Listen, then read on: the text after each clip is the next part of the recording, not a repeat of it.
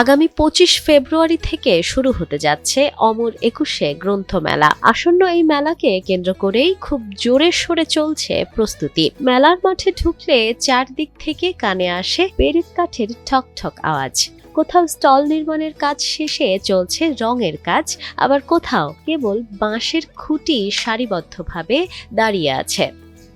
মেলাকে সফল করতে বা গড়ে তুলতে লেখক, পাঠক, প্রকাশকের বাইরেও অনেক কর্মী পর্দার আড়ালেই থেকে যায়, যাদের অবদান ছাড়া মেলার ভিত্তি বা কাঠামো নির্মাণ করা সম্ভব হতো না। প্রতি বছর মেলায় কাজ করতে দেশের বিভিন্ন অঞ্চল থেকে নিম্নবিত্ত খেটে খাওয়া মানুষেরা মেলার মাঠে ভিড় করেন।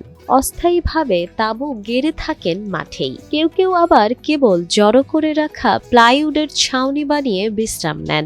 দূরের পথ অতিক্রম করে কেউ আসে বগুড়া থেকে, কেউ বা সাতক্ষীরা, সিলেট থেকে। প্রতি বছরই এসব মানুষের আনাগোনা দেখা যায়। তবে এবার বইমেলা নিয়ে নানান ধরনের নাটকীয়তার ফলে অনেকেই মেলার মাঠে উপস্থিত হতে পারেনি।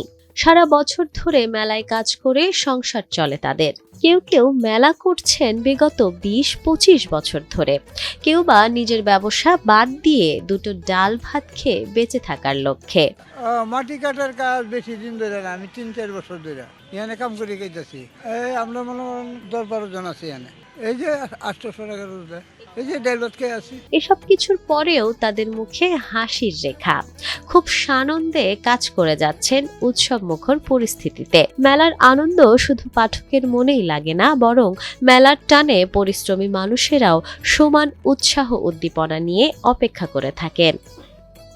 Nafisa Noyal, Times today.